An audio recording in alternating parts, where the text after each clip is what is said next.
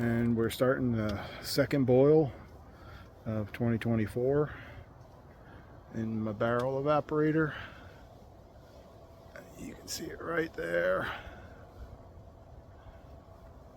Got my warming trays and my 22-gallon barrel with a few gallons left in it. It's all RO'd down to I don't know, around 4-5 bricks, somewhere around there. Hopefully it goes smooth. So since I just started boiling, I've got this cracked just a tad, just to add a little bit more sap. As this comes up to full heat, I'm going to skim it.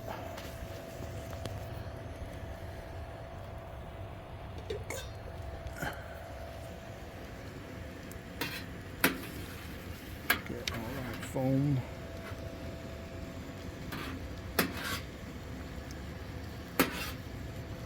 And unfortunately the wind's blowing to the north, so little bits of ash keep blowing up into my pot, my pan, and in my warming trays. So I'm trying to scoop them out the best I can, but I know they'll get filtered as I skim off the foam and when I filter for the finish pot. When I was going to say in my last video that at some point, or probably tomorrow, I'm going to try and build a siphon to go from one pan to the other to keep it all the same level, and I'll just keep adding cold sap to the far pan.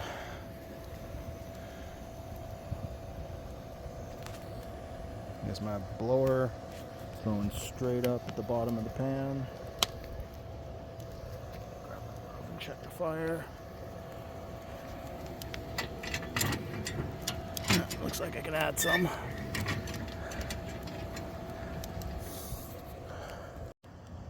Quick word about the blower.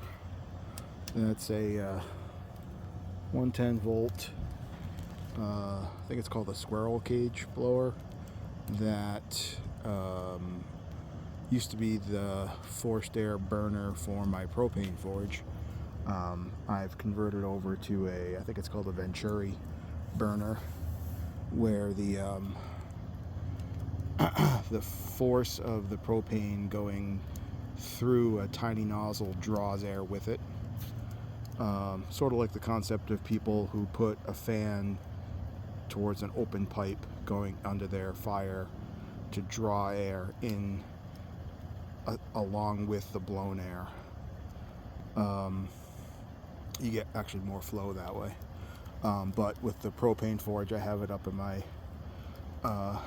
place up in New Hampshire, and I don't have power in the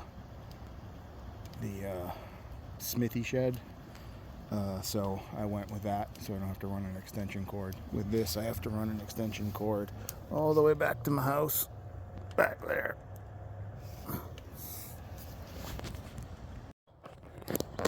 Quick word on my buckets where I collect. So I've got this young Norway maple right behind me that gets two into like a 2-gallon bucket right there. I've got another Norway maple that is way in the front of my house up by the street. I don't know if you can see it in the video, but there's a little white bucket out there, and I've got a mix of reds that all have 1 or 2 buckets depending on the size. Then I have a very large, huge red maple at my mom's house that has 3 taps in it. It's a 4-trunk tree, and each trunk is bigger than a 5-gallon bucket, so it can handle it. So I'll give you a quick view, a side view of the evaporator. It's an old Weltrol 44-gallon well water pressure tank that I cut the diaphragm out, cut the top off, cut a door in, tried to weld up some hinges, and I really suck at welding, so it's not very good on the front there. I don't know if you can see it. Let me get down a little lower. So that's the door. I just used an old box end wrench as the handle and put a new stack on it this year. That is solid steel vent pipe from Sportsman's Guide for one of their hot tent stoves. I think it's like 3.5 inches in diameter. So it's not as big as what most run, but it works pretty well. I mean, it's burning pretty efficiently right now with the blower. Once I get a good bed of coals, I can actually shut the blower off completely, and I'll get a good enough draw where I don't need to use it. So we're almost done. We got a little tiny little bit of sap left in the warmer pan. The big pan's got a good full boil going. I've got the let's see, you can't see it. That's my pull-off pot there. Got the blower unplugged and put away. Don't need it anymore. Turn you around. So it's just running straight, drafting right through that hole and through the gap around the door, and it's boiling pretty well. I am at about, there's a bee. Can you believe that? Middle of February, or beginning of February. So I started at 11:30. There's 2 bees. I started at 11:30 and it's now almost 2.